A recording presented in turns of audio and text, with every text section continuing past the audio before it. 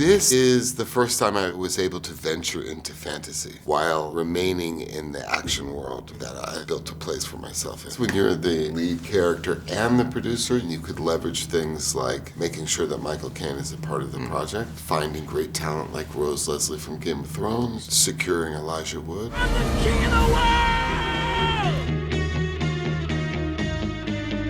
We didn't have to play off too much green screen. We really had practical makeup effects or real sets that we were existing in. When we were underground for about a week, we were in a mine. We had very little to have to react to that wasn't there, at least in some form. Want to quit?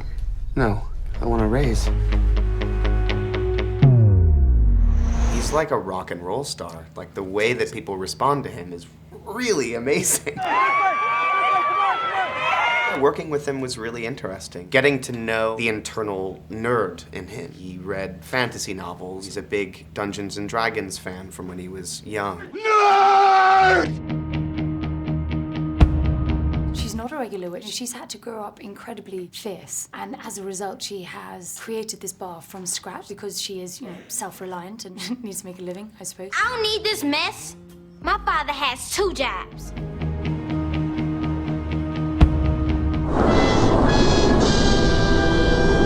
Man, I can't believe it. I think myself with the rest of the world was screaming at the television. I was very upset. I had an utter blast on Game of Thrones. I was lucky enough to be in it for 3 years, and I loved every single year. I really, really did.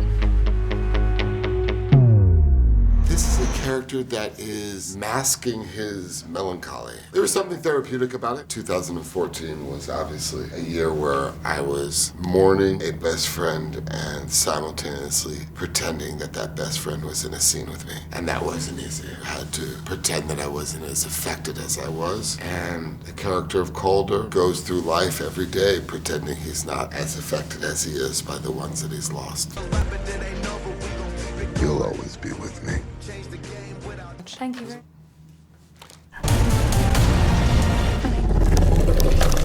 Yeah, you're not qualified for what happens next.